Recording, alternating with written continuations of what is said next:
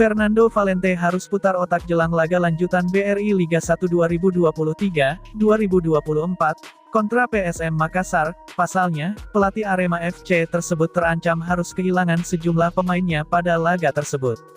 Rifat Marabesi dan Greg Nwokolo mengalami cedera hamstring, ucap fisioterapis Arema FC, Reta Aroyan.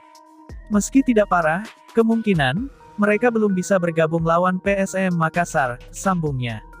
Rifat dan Greg sebelumnya harus menepi di tengah latihan hari ketiga pemusatan latihan Arema FC di Kompleks Kusuma Agrowisata Kota Batu, Selasa tanggal 17 Oktober. Pada sesi latihan tersebut, dua pemain ini menjalani sesi terpisah dari rekan-rekan mereka lainnya. Arema FC sendiri akan menghadapi PSM Makassar pada laga pekan ke-16 mereka di BRI Liga 1 2023-2024. Pertandingan ini akan dihelat di Stadion B.J. Habibie Parepare, Jumat tanggal 20 Oktober mendatang. Selain dua pemain tersebut, Arema FC juga kemungkinan harus kehilangan M. Rafli pada laga tersebut. Menurut Reta, gelandang serang serbabisa ini masih mengalami masalah di telapak kakinya. Namun, di tengah masalah ini, ada secercah kabar bagus, dua pemain mereka berangsur pulih dari cedera. Dua pemain ini adalah Johan Ahmad Farisi dan Hamdi Sula.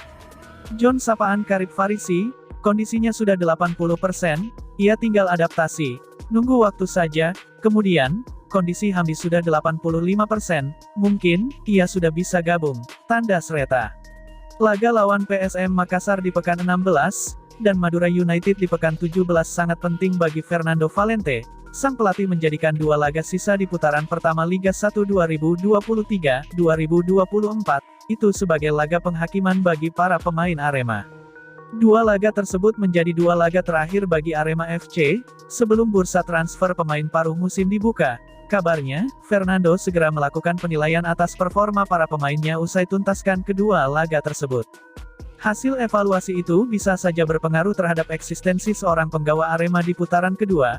Bisa saja si pemain dipertahankan, bisa saja dilepas untuk mencari pengganti yang lebih baik.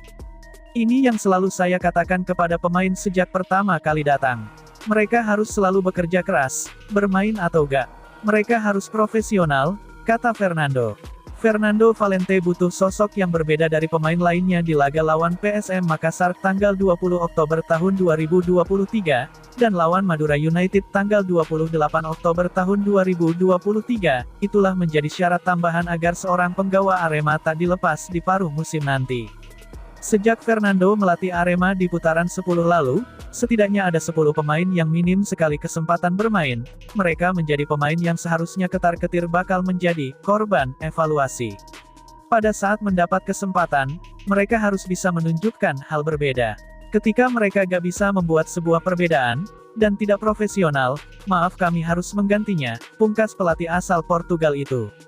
Di sisi lain, Fernando Valente angkat bicara ihwal statistik penyerangan timnya yang tak terlalu mentereng sampai pekan ke-15 BRI Liga 1 2023-2024. Pelatih Arema FC ini mengaku tak risau dengan statistik tersebut.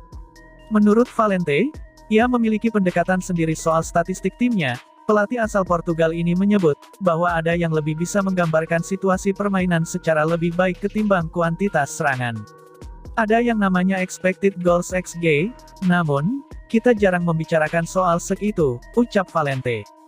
Menurut Valente, dengan data statistik yang berfokus pada kuantitas serangan, sebuah tim bisa melepas tembakan lebih banyak dari lawan dan mendapat data statistik bagus. Namun, jika kita bicara soal XG, mungkin kita akan menciptakan peluang lebih sedikit, tapi dengan kualitas peluang lebih bagus secara XG untuk menjadi gol, tuturnya. Artinya, dalam menuntaskan alur serangan yang paling penting, bukan hanya jumlah peluang yang bisa kita ciptakan dengan menaruh bola di kotak penalti. Namun, yang terpenting adalah kualitas peluang untuk mencetak gol, tambah pelatih berusia 64 tahun ini. Namun, menurut Valente, XG juga tak bisa semata-mata dijadikan sebuah patokan. Ia menyebut dalam satu pertandingan, timnas Spanyol sempat menciptakan sekitar 10 peluang dengan nilai XG tinggi, sementara, lawan mereka hanya memiliki 1 peluang. Namun, pada akhirnya, Spanyol harus menelan kekalahan karena tak bisa memanfaatkan peluang-peluang berkualitas yang mereka miliki tersebut. Jadi, Ada banyak hal yang juga berpengaruh agar peluang bisa jadi gol, bisa karena kualitas pemain, kepedean pemain, dan banyak hal yang mempengaruhinya, tutur Valente. Normalnya saya gak lihat angkanya, memang angka itu penting untuk situasi tertentu, tapi kita kadang harus memahami kenapa dan bagaimana bisa muncul angka itu. Selain melihat angka statistik, kita harus melihat rekaman video untuk mempelajari pergerakan tersebut, tandasnya.